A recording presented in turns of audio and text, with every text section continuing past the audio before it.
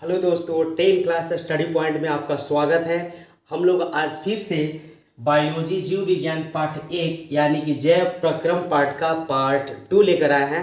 और इससे पहले पार्ट 1 को हमने बहुत अच्छी तरीके से बता रखा है। आज हम लोग पार्ट 2 को देखेंगे। इसमें जो भी मोस्ट वीवीआई क्वेश्चन है वो सारे क्वेश्चन को इसमें मैंने उतारा है और समझाने का पूरा सफलता से प्रयास करेंगे। ठीक है, अगर आप हमारे चैनल पर नए हैं तो प्लीज़ चैनल को सब्सक्राइब कीजिए, वीडियो को लाइक कीजिए और ढेर सारा वीडियो को प्यार दीजिए और दोस्तों में वीडियो को शेयर कीजिए। ठीक है, तो आप हमारी इस वीडियो को अंत तक देखिए। ठीक है, इसके आधार पर अब आगे का क्वेश्चन हम लोग देखते हैं। सबसे पहला क्वेश्चन है कि ग्रहणी किसका भाग है। ग्रहणी जो है हमारे शरीर में किस अंग का भाग है ग्रहणी। ठीक है, इसमें आंसर में आपका दिया हुआ है बड़ी आंत, छोटी आंत, मुख गुहा, अमाशय का। ठीक है, किसका भाग है तो ये चारों में से हमें बताना है ये किसका भाग है। तो सबसे पहले क्या करते हैं, जैसे कि हमारे मुख गुहा से स्टार्ट होता है भोजन का पचना, तो इस तरह से सपोज मानते हैं फिगर को इसी तरह से हम समझते हैं। ऐसे हो गया और ये हो गया हमारा अमाशय और यहाँ से समझ लीजिए छोटी आंत इस तरह का होता है। ठीक है, तो इसको मान लेते हैं मुख गुहा। ये क्या हो गया, मुख गुहा हो गया। और यहाँ पर हो गया आपका यहाँ पर हो जाएगा ये आपका ग्रहणी, सॉरी ये हो जाएगा ग्रास नली हो जाएगा। और ये हो गया आपका अमाशय, क्या हो जाएगा अमाशय। और ये हो जाएगा आपका छोटी आंत, क्या हो जाएगा छोटी आंत। तो बताना है कि ग्रहणी जो है किसका भाग होता है। तो ये जानते हैं आप लोग कि छोटी आंत का 3 भाग होता है। छोटी आंत का कितना भाग होता है तो छोटी आंत 3 भाग होते हैं। पहला छोटी आंत का जो भाग होता है वो होता है आपका ग्रहणी और दूसरा जो भाग होता है उसको जेजुनम और तीसरा होता है इलियम। क्या होता है इलियम। तो यहाँ क्वेश्चन है कि ग्रहणी किसका भाग है। तो ग्रहणी बताइए किसका भाग हो जाएगा, ग्रहणी किसका भाग हो जाएगा। अब तो बता सकते हैं, यहाँ पर मुख गुहा है, यहाँ पर ग्रासनली है, ये अमाशय है, यहाँ पर छोटी आंत है और छोटी आंत का ही 3 भाग है, ग्रहणी, जेजुनम और इलियम। तो आप बताइए किसका भाग है। 1 मिनट विंडोज बंद करते हैं। ठीक है, तो बताया जाए किसका भाग है।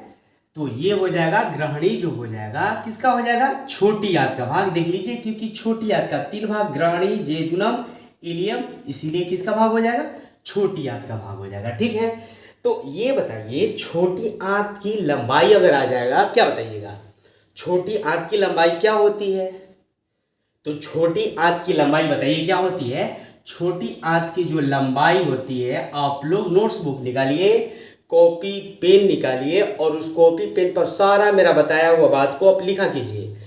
ये जितना भी क्वेश्चन हम बताते हैं ये सारे एग्जाम के लिए, एग्जाम में ऑब्जेक्टिव के लिए। देखिए जितना ऑब्जेक्टिव महत्व है रखता है एग्जाम में उतना ही सब्जेक्टिव महत्व रखता है। क्योंकि आपका 100 नंबर का जो पेपर होगा उसमें 50 का ऑब्जेक्टिव आएगा, 50 का सब्जेक्टिव आएगा। अगर 80 का पेपर होगा तो 40 का ऑब्जेक्टिव होगा, 40 का सब्जेक्टिव होगा। यानी पेपर जितना का भी हो उसमें 50% ऑब्जेक्टिव का वैल्यू है और 50% आपका सब्जेक्टिव का वैल्यू है। इसलिए ऑब्जेक्टिव पर भी आप ध्यान दीजिए। अगर आप ऑब्जेक्टिव को बहुत बेहतरीन तरीके से अच्छी तरह से पढ़ेंगे तो आपका सब्जेक्टिव भी बहुत बढ़िया से पकड़ाएगा। अगर आप सब्जेक्टिव बहुत बढ़िया तरीके से पढ़ेंगे तो ऑब्जेक्टिव भी पकड़ाएगा। यानी कि दोनों एक दूसरे के क्या है, पूरक है। ठीक है, तो आप ऑब्जेक्टिव भी ध्यान दिया कीजिए और सब्जेक्टिव भी पढ़िए। तो देखा जाए क्वेश्चन यहाँ पर है कि हाँ ये तो बता दिया हमने कि ग्रहणी जो भाग होता है वो छोटी आंत का होता है। तो इसमें हम कुछ बता रहे थे कि छोटी आंत की लंबाई कितनी होती है। तो छोटी आंत की लंबाई कितनी होती है आप नोट्स बुक पर लिखिए, 8 मीटर से लगभग ये 10 मीटर तक होती है। ठीक है, कितनी होती है 8 मीटर से 10 मीटर तक होती है। और सबसे बड़ी छोटी आंत की लंबाई किस में होती है, सबसे जो बड़ी है छोटी आंत की लंबाई किस में होती है तो शाकाहारी में। किस में होती है, शाकाहारी जंतुओं में। किसमें होती है? शाकाहारी जंतुओं में छोटी आंत की लंबाई सबसे बड़ी होती है। ठीक है, क्यों होती है बड़ी? क्वेश्चन आ जाएगा क्यों होती है बड़ी? क्योंकि देखिए वो सेल्यूलोज के पाचन करने के लिए शाकाहारी जंतुओं में, सेल्यूलोज का पाचन करने के लिए शाकाहारी जंतुओं में छोटी आंत की लंबाई सबसे बड़ी होती है, क्योंकि शाकाहारी जंतुओं में सेल्यूलोज पाया जाता है और सेल्यूलोज को पाचन करने के लिए छोटी आंत की लंबाई जो बड़ी हो जाती है। ठीक है, अब देखा जाए इसमें क्वेश्चन आगे भी देखते हैं। अगला क्वेश्चन, परिशेषिका यानी कि परिशेषिका को कहते हैं अपेंडिक्स, किसका भाग होता है? अपेंडिक्स जो है किसका भाग होता है? अपेंडिक्स का नाम सुनते हैं ना। अपेंडिक्स जो होता है वो किसका भाग होता है? अपेंडिक्स यहाँ पर ऑप्शन में है, बड़ी आंत में बड़ी आंत का भाग होता है, छोटी आंत का भाग होता है, मुख गुहा का या अमाशय का। तो अपेंडिक्स जो भाग होता है ये आपका बड़ी आंत का भाग होता है। किसका होता है? बड़ी आंत का। अपेंडिक्स जो है हमारे शरीर में कोई काम का नहीं है। अपेंडिक्स का हमारे शरीर में कोई काम नहीं है। ठीक है, अपेंडिक्स का हमारे शरीर में कोई काम नहीं है, वह व्यर्थ है। मतलब इसको कहा जाए झूठों के व्यर्थ शरीर में, हमारे शरीर में अपेंडिक्स होता रहता है। उंगली का समान का होता है, वो किसके समान का? उंगली के समान का होता है। और वो जो भाग होता है बड़ी आंत का भाग होता है। बड़ी आंत का दो महत्वपूर्ण भाग कौन कौन होते हैं? जिस तरह से छोटी आंत के 3 भाग बताए, ग्रहणी, जेजुनम, इलियम, उसी तरह से बड़ी आंत का भी 2 भाग होते हैं। कौन कौन होते हैं 2 भाग? कौन कौन होते हैं? कायम और रेक्टम। कौन होते हैं? कायम और रेक्टम। लिख लीजिए, बड़ी आंत का 2 भाग, कायम और रेक्टम। ठीक है, क्लियर? कोई दिक्कत नहीं है सर। ठीक है, तो आगे क्वेश्चन देखा जाए। इसको तो जान गए आप, परिशेषिका यानी कि अपेंडिक्स किसका भाग होता है? तो बड़ी आंत का होता है। ठीक है, आगे क्वेश्चन, कवक में पोषण की कौन सी विधि होती है यानी कि पाई जाती है? कवक में पोषण की कौन सी विधि पाई जाती है? तो इसमें आंसर में है मृतजीवी, समभोजी, स्वपोषी, प्राणी समपोषी। तो पहले इस सब में देख लीजिए कि कौन किसके लिए होता है। पहले इस सभी के बारे में हम बता रहे हैं। तो देखिए यहाँ से देखते हैं, मृतजीवी से देखते हैं। सबसे पहले मृतजीवी से शुरू करते हैं। तो मृतजीवी में क्या क्या आते हैं? मृतजीवी में आ जाते हैं सबसे पहले कवक ही लेते हैं। मृतजीवी में कवक आ जाएंगे और क्या हो जाएगा? गोबर छत्ता जो होता है वो भी मृतजीवी में आता है। ठीक है, और फिर आपका गोबर छत्ता जीवाणु भी हो जाते हैं, मृतजीवी में आते हैं। कवक जान गए। ठीक है, और गोबर छत्ता हो गए। ये सब सारे जो होते हैं, ये बैक्टीरिया जो होता है वो सब क्या होता है? मृतजीवी में होता है। मृतजीवी का अर्थ होता है जो मरे हुए जीवों को अपघटित कर करके, सड़ा हुआ चीज अपघटित कर करके उसको क्या करे? बर्बाद करके, नष्ट करके, हटा के समाप्त कर दे, तो उसको हम लोग कहते हैं मृतजीवी। तो कवक जो होते हैं, गोबर छत्ता जो होता है वो होता है, बैक्टीरिया जो होते हैं वो सारे मृतजीवी में आते हैं। समभोजी में कौन होता है? समभोजी में, ये सारे बातों को आप नोट्स में लिख लीजिए। जो हम बोलते हैं वो सारे बातों को आप नोट्स में लिख लीजिए। ठीक है ना? हाँ, नोट्स में आप लिख लीजिए। ऑब्जेक्टिव पढ़ते समय आप इतना चीज सीख जाएंगे कि आपका सब्जेक्टिव मजबूत हो जाएगा। आप हमारे क्लास में रेगुलर रहिए, रेगुलर बने रहिए। हम सुबह और शाम दोनों टाइम वीडियो अपलोड करते हैं। आप दोनों टाइम का वीडियो देखिए, एकदम छोड़िए नहीं। आप मतलब 100% हम गारंटी देते हैं, 100% कहते हैं कि आप हमारे वीडियो को देखिएगा अगर ऑब्जेक्टिव, तो आपका सब्जेक्टिव भी मजबूत होगा। ये हम नहीं कह रहे कि सब्जेक्टिव मत पढ़िए, आप अपने नोट्स पढ़िए, अपना जो भी चीज़ पढ़ना है सारा चीज़ पढ़िए, बुक्स पढ़िए, अपना मटेरियल सब चीज़ पढ़िए, लेकिन आप हमारे वीडियो को देखिए। तो इससे क्या होगा? आपका ऑब्जेक्टिव तो पकड़ाएगा ही, साथ साथ सब्जेक्टिव भी मजबूत हो जाएगा। ठीक है, चलिए देखा जाए। तो यहाँ पर है कि मृतजीवी, तो मृतजीवी में अभी हमने क्या बताया? कवक को बताया है ना, बैक्टीरिया, सूक्ष्म जीव जो होते हैं, गोबर छत्ता, वो उसको बताया। अच्छा, समभोजी में क्या होते हैं? समभोजी में मनुष्य हो गया। ठीक है, जीव जंतु जो हो गए, जैसे जानवर हो गए, शेर, भालू, चीता। ठीक है, और आपका मेढक ओढ़क जो हो गया समभोजी हो गया, और स्वपोषी क्या हो गया, जो खुद अपना भोजन बना रहा है, पेड़ पौधा सारे हो गए, है ना। अब प्राणी समपोषी में कौन हो गए, तो अमीबा हो गए, पैरामीशियम हो गए, ठीक है। तो ये तो चारों के बारे में आप लोग जान गए, लेकिन यहाँ पर क्वेश्चन था कि कवक में पोषण की कौन सी विधि पाई जाती है, बताइए। तो अभी हमने बताया है कवक में कौन सी पोषण की कौन सी विधि पाई जाती है, अभी बताया है, बताइए। कमेंट में कीजिए, कमेंट में कीजिए, ताकि हमको मालूम चल जाए कि वास्तव में आपने बात को सुना था, ठीक है। कमेंट में कीजिए कि इसका आंसर क्या होगा, कमेंट में कीजिए कि इसका आंसर क्या होगा, 3 का आंसर क्या होगा, कमेंट में कीजिए। चलिए देखा जाए तो इसका आंसर होगा मृतजीवी। मृतजीवी मतलब मरे हुए जीवों को जो भोजन करता है, ठीक है, तो वो हो जाता है कवक हो जाएगा, गोबर छत्ता हो जाएगा, ठीक है, ये सब सारी चीज हो जाएंगे। आगे देखा जाए, हरे पेड़ पौधे क्या कहलाते हैं, हरे पेड़ पौधे क्या कहलाते हैं, हरा भरा पेड़ पौधा क्या कहलाता है। तो हरा भरा पेड़ पौधा ही कोई वस्तु का जो मतलब खाने पीने वाले वस्तु का निर्माण करता है, कोई भी चीज़ खाने पीने वाला चीज़ का निर्माण करता है वो हरा पेड़ पौधा ही निर्माण करता है। तो कह रहा है कि हरे पेड़ पौधे क्या कहलाते हैं, तो उत्पादक कहलाते हैं। ये क्या करते हैं, फल फूल को उत्पन्न करते हैं, जिससे मनुष्य या कोई भी जीव जानवर क्या करता है, खाता है। अगर इस धरती पर पेड़ पौधा नहीं रहता तो समझिए कि कल्पना नहीं किया जा सकता कि यह धरती भी रहेगा, ठीक है। तो ये क्या है, उत्पादक है, क्या है, पेड़ पौधा उत्पादक है। चलिए आगे क्वेश्चन देखा जाए कि प्रकाश संश्लेषण में कौन गैस का उपयोग होता है। क्वेश्चन देखिए बहुत इंपॉर्टेंट क्वेश्चन है, प्रकाश संश्लेषण में कौन सा गैस का उपयोग होता है, ठीक है। तो प्रकाश संश्लेषण कौन करता है, सबसे पहले ये बताइए आप, क्या प्रकाश संश्लेषण मनुष्य करते हैं, प्रकाश संश्लेषण क्या जंतु करते हैं, प्रकाश संश्लेषण करता कौन है?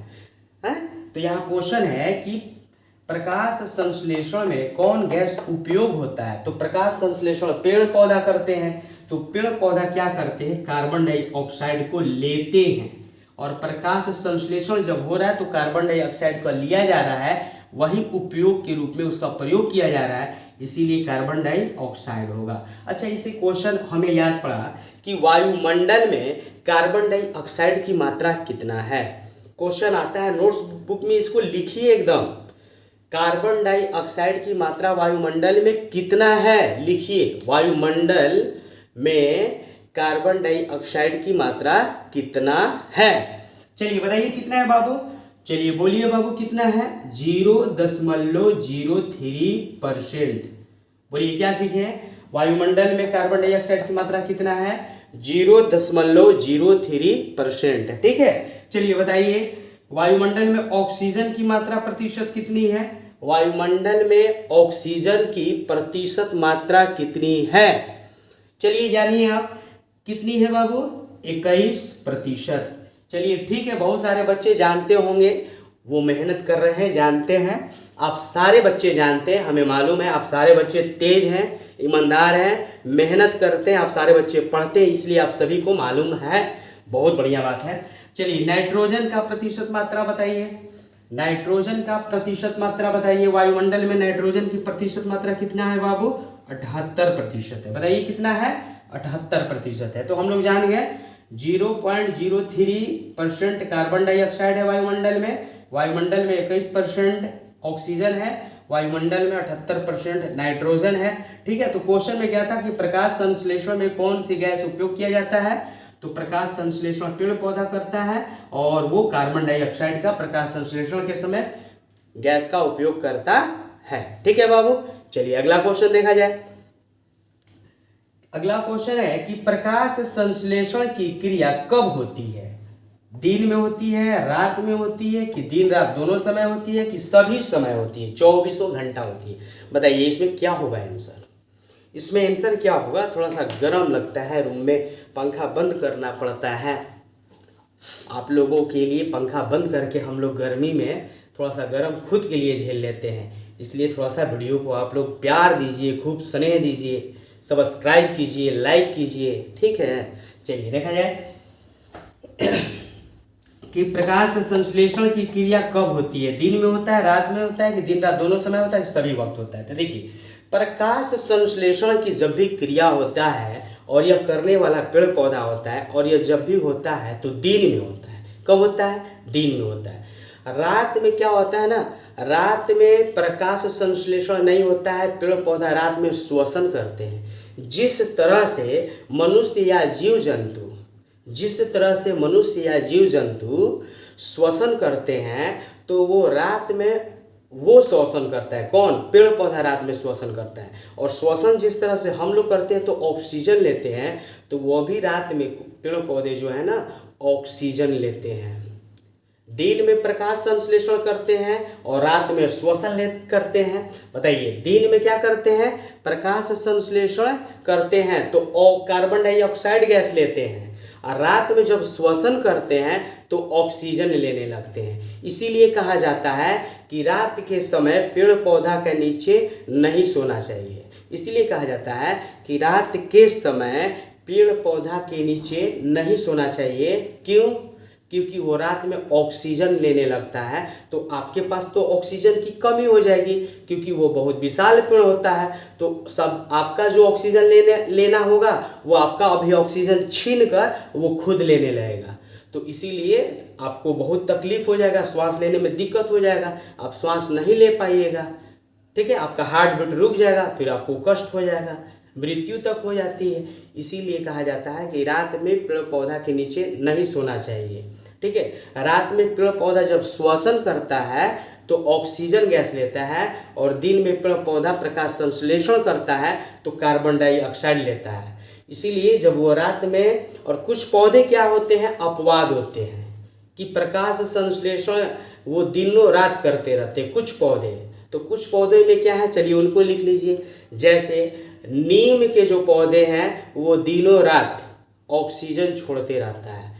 पीपल के जो पेड़ पौधा होता है वो दिन रात ऑक्सीजन छोड़ते रहता है, वो रात में भी ऑक्सीजन छोड़ता है, नीम, पीपल। अच्छा, और ये हो गया आपका तुलसी का, चाहे बरगद हो गया। ये चार जो पौधे अभी हमने बताया, नीम, तुलसी, पीपल, बरगद, ये रात में भी ऑक्सीजन को क्या करते हैं, छोड़ते रहते हैं। ठीक है, तो ये बात आपको जानना चाहिए। ठीक है ना।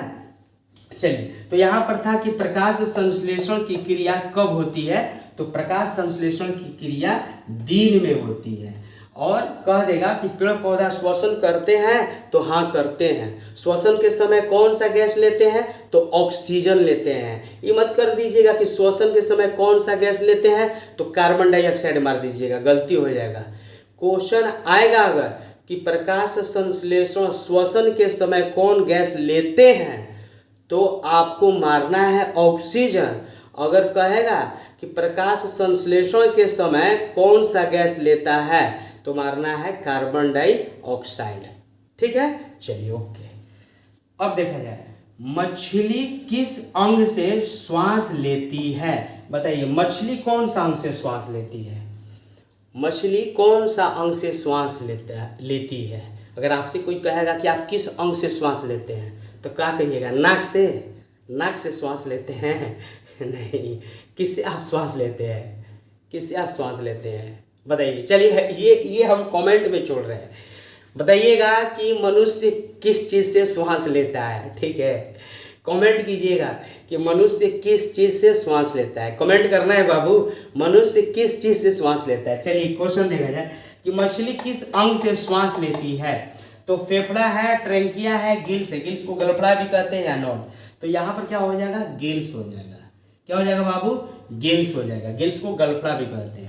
ट्रेंकिया से जो कीड़ा मकोड़ा होता है ना, ट्रेंकिया जो कीड़ा मकोड़ा का ऊपर ही अल्टीना लिखा ना निकल रहता है, अल्टीना जिसे ऊपर निकल रहता है 2 3 गो, तो वही ट्रेंकिया कहलाता है। वो लोग कीड़ा मकोड़ा उस ट्रेंकिया से श्वास लेता है। ठीक है, तो वो कीड़ा मकोड़ा में होता है तो ट्रेंकिया वो कहलाता है। तो मछली किससे सांस लेती है बाबू? किस अंग से श्वास लेती है? तो गिल्स या गलफड़ा से श्वास लेती है। बताइए, किन्हीं को कोई दिक्कत तो नहीं हो रहा है ना बाबू? अच्छा लग रहा है? किसी तरह का कोई दिक्कत नहीं हो रहा है? दिक्कत होगा भी नहीं। ठीक है, आप आराम से सारा वीडियो देखिए, एकदम पूरा बढ़िया से समझ में आएगा। ठीक है ना। चलिए देखा जाए, अस्टोमाटा यानी कि रंध्र पौधों के किस भाग में होता है? अस्टोमाटा यानी कि रंध्र जो पौधा है वो पौधा के किस भाग में होता है। तो देखिए ये पत्ती हो गया, ये आपका पत्ती हो गया, क्या हो गया बाबू, पत्ती हो गया, ये जो हो गया पत्ती हो गया, ये पत्ती। तो पत्ती में जो छिद्र रहता है, छिद्र रहता है इस तरह से, ऐसे छिद्र रहता है, दिखाई नहीं देगा। इसको देखने के लिए माइक्रोस्कोप से जब देखा जाएगा तो वो छिद्र नजर आएगा, ठीक है। माइक्रोस्कोप से देखा जाएगा तो छिद्र नजर आएगा। माइक्रोस्कोप फर्स्ट बार में क्या होता है ना कि 10 के गुणा, मतलब ऐसा कुछ होता है, 10 के गुणा करके आता है उसका पावर शक्ति, फिर आता है 25, फिर आता है 40, जैसे जैसे करेंगे वो वैसा आता है। फर्स्ट टाइम 10 के गुणा पर आता है। चलिए इसको देखा जाए, पौधे के किस भाग में होता है क्या, रंध्र। तो पौधे के पत्ती में होता है, किस में होता है, पत्ती में, और यही होता है रंध्र। क्या होता है, रंध्र। छोटा छोटा छिद्र होता है जिससे गैसों का आदान प्रदान होते रहता है। उसे रंध्र के माध्यम से वाष्पोत्सर्जन भी होते रहता है, जो पानी की बूंद बढ़ जाता है पत्ता पर, और फिर सूर्य का प्रकाश पड़कर वहाँ से पानी जो होता है क्या होता है, समाप्त हो जाता है। तो वाष्पोत्सर्जन भी रंध्र के माध्यम से ही होता है, और आपका गैसों का आदान प्रदान भी रंध्र के माध्यम से होता है, ठीक है। और पेड़ पौधा जो है प्रकाश संश्लेषण जो करता है पत्तियों से, ठीक है, पत्तियों के जो छिद्रों से आता है, तो वो उसका सब में रंध्र का इम्पोर्टेंस रोल होता है, ठीक है। तो यहाँ पर है कि स्टोमाटा यानी कि रंध्र पौधे के किस भाग में होते हैं, तो कहाँ होता है, पत्ती में होता है। बाबू कहाँ होता है, पत्ती में होता है। तो बता दिए रंध्र कैसा होता है कि पत्ता में छोटा छोटा छिद्र होता है जिसको माइक्रोस्कोप से देख सकते हैं, वही रंध्र कहलाता है। आगे देख लिया जाए, क्लोरोफिल वर्णा का रंग कैसा होता है। तो क्लोरोफिल वर्णा का रंग जो होता है हरा होता है। यही क्लोरोफिल के कारण पत्तियों का रंग हरा होता है, ठीक है ना। यही क्लोरोफिल के कारण पत्तियों का जो रंग होता है वो हरा होता है। आगे देखा जाए, क्वेश्चन है, आयोडीन की कमी से कौन सा रोग हो जाता है। आयोडीन की कमी से कौन सा रोग हो जाता है। आयोडीन क्या है, नमक। तो वो नमक में आयोडीन का मात्रा रहता है, ठीक है ना। नमक में जो खाने वाला घर का नमक है उसमें आयोडीन की मात्रा फेंट कर अब नमक बनाया जाता है ताकि इस रोग से लोगों को बचाया जा सके, ठीक है। तो पहले के नमक में आयोडीन कम होता था, तो जिसके कारण ये घेघा रोग अधिक होता रहता था। लेकिन अब क्या हो रहा है, अब जो हो रहा है नमक में आयोडीन मिलाकर ही कंपनी से नमक आ रहा है पैकेट में, जिसके कारण अब घेघा रोग को बहुत ना के बराबर अब किसी भी व्यक्ति को हो रहा है। तो ठीक है, यहाँ से समझा जाए कि आयोडीन की कमी से कौन सा रोग होता है, तो घेघा रोग होता है। घेघा रोग में क्या होता है ना कि गर्दनिया बस ये जो है ना यहाँ निकल जाता है, पूरा ज़्यादा बड़ा सा निकल जाता है, ठीक है। पूरा देखने में अच्छा नहीं लगता है और पूरा दम पत्थर जैसा टाइट हो जाता है ना, तो वही घेघा रोग हो जाता है। आयोडीन के वो कमी से घेघा रोग हो जाता है, ठीक है। अच्छा, मधुमेह रोग है। देखिए मधुमेह रोग क्यों हो जाता है, इंसुलिन की कमी से। मधुमेह रोग को आदमी कहते हैं चिनिया रोग हो गया है। मधुमेह रोग को क्या कहता है आदमी, चिनिया रोग हो गया है, ठीक है। डायबिटीज आदमी उसको बोलते हैं, जिसको देहात में बोला जाता है उसको शुगर हो गया है। क्या हो गया है, शुगर आदमी बोलता है, शुगर हो गया है, ठीक है। तो वही मधुमेह रोग होता है, डायबिटीज इंसुलिन की कमी से होता है। किसकी कमी से होता है, इंसुलिन। क्वेश्चन इसको नोट्स बुक में उतार लीजिए कि इंसुलिन की कमी से कौन सा रोग हो जाता है, तो मधुमेह रोग हो जाता है। लिख रहे हैं ना आप सभी लोग, एकदम लिखिए, छोड़िए नहीं। इंसुलिन की जो मधुमेह रोग है इंसुलिन की कमी से हो जाता है, तो शरीर में पूर्ति करने के लिए इंसुलिन का इंजेक्शन दिलाता है, ठीक है, कि मधुमेह रोग जो है कम हो जाए, ठीक है। अच्छा बताइए, ये जाने। अच्छा, विटामिन ए की कमी से कौन सा रोग हो जाता है, लिखा कीजिए। विटामिन ए की कमी से कौन सा रोग हो जाता है, रतौंधी हो जाता है, आँख से नजर नहीं आता है, ठीक है। जैसे अंधेरा होगा ना, किरण डूबने लगेगा तो आँख से दिखाई नहीं देगा ना, उसको बोलते हैं रतौंधी, ठीक है। विटामिन ए की कमी से होता है। अब विटामिन बी की कमी से सब लिखिए। विटामिन बी की कमी से बैरी रोग हो जाता है। विटामिन सी की कमी से अस्कर्विक रोग हो जाता है।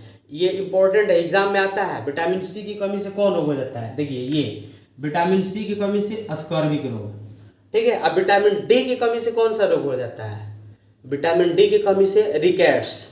विटामिन डी की कमी से कौन सा रोग हो जाता है, देखिए लिख लीजिए, विटामिन डी की कमी से रिकेट्स रोग हो जाता है। अब विटामिन ई की कमी से क्या हो जाएगा, विटामिन ई के कमी से क्या हो जाएगा, बांझपन या बाल झड़ना। बांझपन, बांझपन मतलब बच्चा उच्चा नहीं होता है, और बाल झड़ना, विटामिन ई की कमी से बाल झड़ने लगता है और बांझपन हो जाता है। अब विटामिन के की कमी से क्या होता है, विटामिन के की कमी से क्या होता है, शरीर में खून का थक्का न बनना, शरीर में खून का थक्का न बनना, विटामिन के की कमी से। देखिए अब आप कहिएगा कि सर जी इतना क्यों बता दिए, ये सारा जो अभी बात हम बोले हैं किसकी कमी से कौन सा रोग होता है, ये आपको पढ़ना है और आपके एग्जाम में बार बार आए हुए हैं, ठीक है ना, इसीलिए इसको हम बोले हैं। फालतू को हम नहीं ना बताएंगे। क्यों नहीं बताएंगे, क्योंकि आपका सिलेबस जो है, सिलेबस हमको पढ़ाना है, जो एग्जाम में आता है वो बताना है। फालतू की चीज़ बताएंगे तो उससे आपको क्या शिक्षा मिलेगा, कुछ नहीं मिलेगा। इसलिए वो चीज़ हम बता रहे हैं जो आपके एग्जाम में आ रहा है। और हम जब अभी जितना भी बोले हैं कि किसकी कमी से क्या होता है, वो सारा आपके एग्जाम में आया हुआ है। तो विटामिन के की कमी से क्या बताया है, जो ब्लड में क्या, ब्लड में खून का थक्का न बनना, खून का थक्का न बनना, विटामिन के की कमी से, ब्लड में नहीं, खून का थक्का न बनना, ठीक है, हो गया। आगे देखा जाए, कौन सा एंजाइम वसा पर क्रिया करता है, कौन सा एंजाइम वसा पर क्रिया करता है। तो हम बताए थे फर्स्ट वीडियो में कि पेप्सिन जो होता है वो प्रोटीन का पाचन करता है। पेप्सिन क्या करता है, प्रोटीन का पाचन करता है, ठीक है। तो कौन सा एंजाइम वसा पर क्रिया करता है, तो वसा का पाचन कौन करेगा, लाइपेज करेगा। ऑप्शन नंबर बी, क्या कीजिएगा, ऑप्शन नंबर बी, लाइपेज। कौन सा एंजाइम वसा पर क्रिया करता है, तो लाइपेज होगा। अब पेप्सिन बाबू क्या होगा, तो प्रोटीन का पाचन करता है। पेप्सिन क्या करता है, तो प्रोटीन का पाचन करता है। अच्छा, पीत रस कहाँ से स्रावित होता है, बताइए, पीत रस कहाँ से स्रावित होता है। बहुत इंपॉर्टेंट वीवीआई क्वेश्चन है। ऐसे तो वीवीआई देखिए सारा क्वेश्चन है, सारा क्वेश्चन इंपॉर्टेंट और वीवीआई है। तो पीत रस कहाँ से स्रावित होता है, तो बताइए आप, पीत रस कहाँ से स्रावित होता है। 1 मिनट देख कर आ रहे, वीडियो चल रहा है कि नहीं, चलिए ठीक है। पीत रस बाबू कहाँ से स्रावित होता है, बताइए। देखिए पीत रस जो है वो स्रावित होता है आपका यकृत से, कि मुख गुहा से, कि अमाशय से, कि पित्ताशय से। तो पीत रस जो स्रावित होता है वो आपका स्रावित होता है यकृत से। कहाँ से स्रावित होता है, यकृत से। पीत रस कहाँ से स्रावित होता है, तो यकृत से स्रावित होता है। इससे भी कुछ बात समझ लीजिए। यकृत का वजन कितना होता है, 1.5 kg। यकृत का वजन क्या होता है, 1.5 kg होता है बाबू, ठीक है। अच्छा, जो पीत रस जो स्रावित होता है यकृत से, रखाता कहाँ है, कहाँ पर संचित किया जाता है, कहाँ पर उसको रखते हैं, तो पित्ताशय में रखते हैं। देखिए बाबू कहाँ रखते हैं, तो पित्ताशय में। पीत रस कहाँ से स्रावित होता है, तो यकृत से स्रावित होता है। तो यकृत से स्रावित होकर कहाँ रखाता है, तो पित्ताशय में रखाता है। और पीत रस जो होता है ना, हरा गाढ़ा क्षारीय होता है, ये लिख लीजिए। पीत रस हरा होता है, गाढ़ा होता है, क्षारीय होता है, ठीक है। और इसका पीएच मान जो होता है 8 से अधिक होता है। पीत रस का पीएच मान 8 से अधिक होता है। यकृत का वजन कितना होता है, 1.5 kg होता है, ठीक है, ठीक है, कोई दिक्कत नहीं है, चलिए ठीक है। अब देखिए अमीबा अपना भोजन कैसे पकड़ता है। अमीबा जो है, देखिए अमीबा कैसा होता है, ऐसा होता है, अमीबा ऐसा होता है ना। तो अमीबा जब ऐसा होता है तो ये अपना भोजन कैसे पकड़ता है, किससे होना चाहिए, यहां पर होना चाहिए किससे। अमीबा अपना भोजन किस से, ठीक है बाबू, किससे, मार्कर को नहीं चल रहा है, चलिए ना हम यहाँ पर लिख दे रहे, सुधार लीजिएगा, किससे होता है ना बाबू। अमीबा अपना भोजन किससे पकड़ता है, तो स्पर्शक है, कुटपाद है, जीभ द्वारा है, कि सभी द्वारा है। तो बताइए अमीबा अपना भोजन किससे पकड़ता है? तो कुटपाद से पकड़ता है। किससे पकड़ता है बाबू? कुटपाद से। कुटपाद क्या होता है? देखिए ये जो निकला है ना, ये दोनों मुंह क्या होगा ना, आपस में बंद हो जाएगा, लॉक हो जाएगा, और यहाँ पर इसका खाने वाला जो भी कीट पकौड़ा है मरा हुआ, तो चाहे इसको लेकर यहाँ पर बैठा लेगा और बैठा कर इसको चाप देगा, चाप के क्या करेगा, लॉक कर देगा, बंद कर देगा, वही में छटपटा के मर जाएगा और इसको अंदर घुसा के पूरा पचा लेगा। क्या करेगा? पचा लेगा। इसी मुंह को बोलते हैं कुटपाद। इसीलिए अमीबा का कोई स्वरूप नहीं होता है, वो कैसे बन जाएगा, वो सब अमीबा है, सब चल जाएगा, ठीक है ना। तो उसको क्या बोलते हैं? इसको क्या बोलते हैं? कुटपाद बोलते हैं। इसको भी कुटपाद बोलेंगे, यहाँ वाला के भी कुटपाद बोलेंगे। जिन्हें चारों तरफ कुटपाद है, जहाँ उसका बैठेगा खाने कीट पतंगा जिन्हें नजर आएगा उन्हें मुंह बांधेगा, उन्हें पकड़ के अधर के चुस्चा से काम खत्म। तो उसका चारों दिन कुटपाद है, चारों दिन खाने वाला अंग है, ठीक है। तो अमीबा अपना भोजन बताइए किससे पकड़ता है? तो कुटपाद से बनाता है, ठीक है ना। कोई दिक्कत नहीं किन्हीं को, समझ में तो बाबू आ रहा है। चलिए देखिए आगे, मृतजीवी का उदाहरण है। मृतजीवी का क्या उदाहरण है? मृतजीवी अभी हम लोग पढ़े हैं, देखिए मृतजीवी नहीं पढ़े, हाँ देखिए यहाँ पर मृतजीवी पढ़े हैं। तो मृतजीवी का क्या पढ़े हैं? उदाहरण। तो कह रहे हैं कि मृतजीवी का क्या उदाहरण है, तो बताइए मृतजीवी का अमीबा है? बताइए अमीबा है? नहीं ना। अमीबा किसका है? अमीबा किसका पढ़े हैं? तो अमीबा हम लोग प्राणी संपोषी का पढ़े हैं। तो यहाँ अमीबा कह रहा है मृतजीवी का कौन उदाहरण है? तो अमीबा नहीं होगा, गोबर छत्ता। मृतजीवी का गोबर छत्ता बताया है। क्या बताया है? गोबर छत्ता बताया है, कवक बताया है, यही सब ना बताया है। इसलिए मृतजीवी का उदाहरण क्या होगा? गोबर छत्ता होगा। बोलिए समझ में आ रहा है? कोई तो दिक्कत नहीं हो रहा है बाबू? अगर आप वीडियो को समझ रहे हैं तो बहुत बढ़िया कर रहे हैं। आगे देखा जाए, भोजन का पचना किस प्रकार की अभिक्रिया है? भोजन का पचना किस प्रकार की अभिक्रिया है? भोजन का पचना किस प्रकार की अभिक्रिया है? देखिए भोजन कब पचेगा? जब आपके शरीर में ऑक्सीजन जाएगा। भोजन कब पचेगा? जब आपके शरीर में ऑक्सीजन जाएगा। ऑक्सीजन जाने का मतलब क्या हुआ बाबू? ऑक्सीजन का योग हो रहा है, और ऑक्सीजन का योग जो कहलाता है उपचयन कहलाता है। ऑक्सीजन का योग क्या कहलाता है बाबू? उपचयन कहलाता है, याद कर लीजिए। और ऑक्सीजन का परित्याग या ऑक्सीजन का ह्रास क्या कहलाता है? तो अपचयन कहलाता है, ठीक है ना बाबू। तो यहाँ भोजन का पचना मत किस प्रकार की अभिक्रिया है, यानी कि भोजन कब पचेगा? जब शरीर में ऑक्सीजन जाएगा, और ऑक्सीजन जाने का मतलब क्या हुआ? ऑक्सीजन का योग हो रहा है, ऑक्सीजन आ रहा है। ऑक्सीजन के आना जो होता है उपचयन कहलाता है, और ऑक्सीजन का जाना क्या कहलाता है? अपचयन कहलाता है। तो यहाँ पर क्या हो जाएगा? आपका उपचयन हो जाएगा। तो बोलिए ये जो 15 को क्वेश्चन देखे आपको समझ में आया? बढ़िया से समझ में आया। चलिए आपने हमारे वीडियो को लास्ट तक देखा, इसके लिए बहुत बहुत धन्यवाद।